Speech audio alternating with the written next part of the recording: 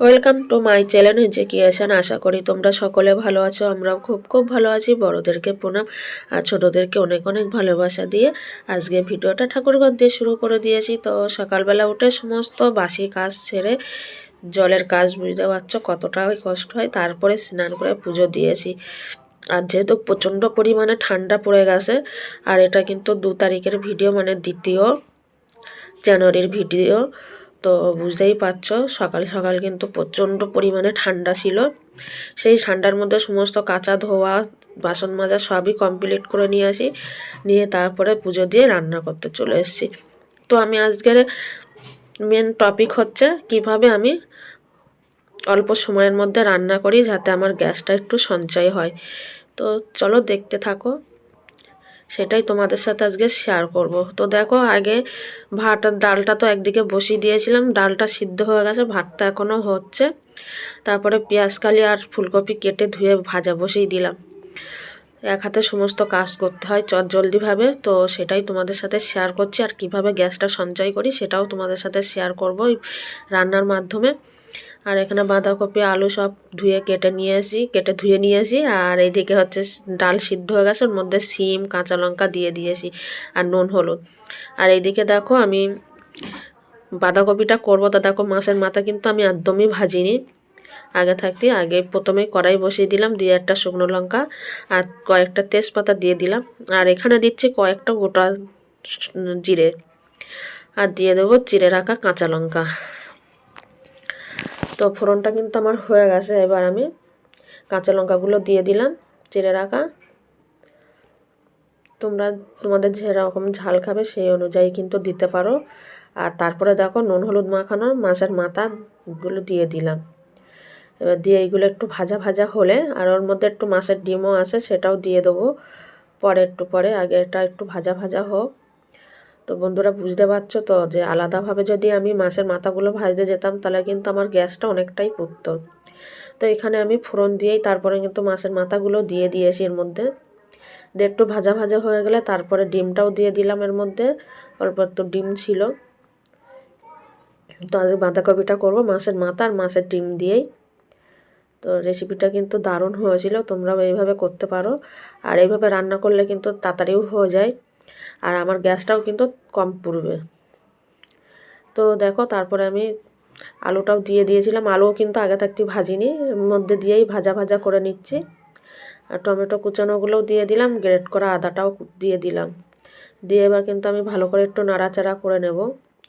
নিয়ে তার আগে থাকতে কিন্তু আমি একটা পেস্ট বানিয়ে রেখে দিয়েছি। এখানে শুকনো লঙ্কার গুঁড়ো আছে, হলুদ গুঁড়ো, জিরের গুঁড়ো আর লবণ।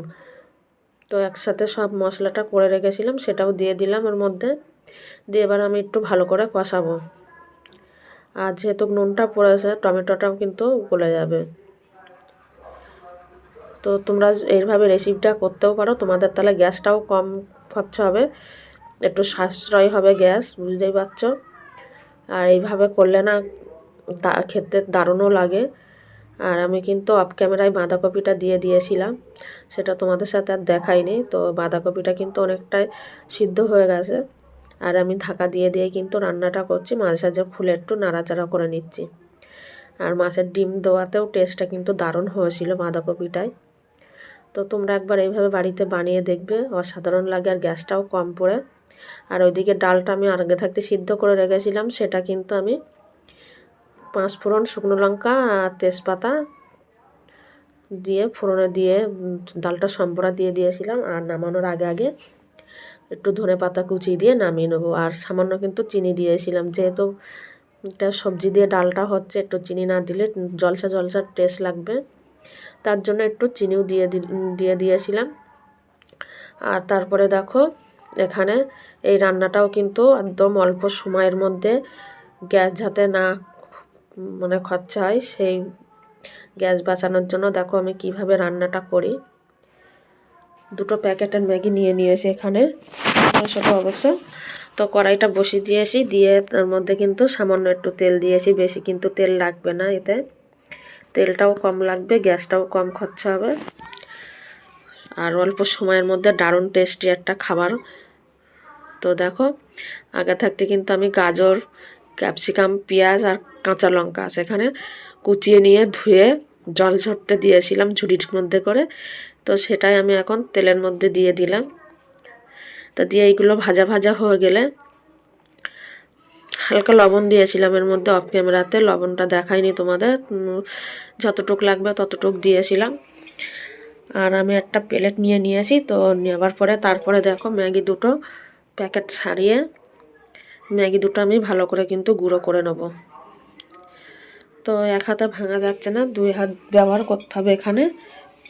তো আমি ভেঙে নিয়ে তারপরে ফিরে আসছি। তো দেখো, দেখতে থাকো, কেউ স্কিপ করবে না ভিডিওটা, তাহলে বুঝতে পারবে না। তো দেখো আমি ভালো করে কিন্তু গুঁড়ো করে নিয়ে আসি, নিয়ে এবার আমি কড়ার মধ্যে দিয়ে দেবো। দিয়ে আমি কিন্তু ভালো করে ভাজা ভাজা করব।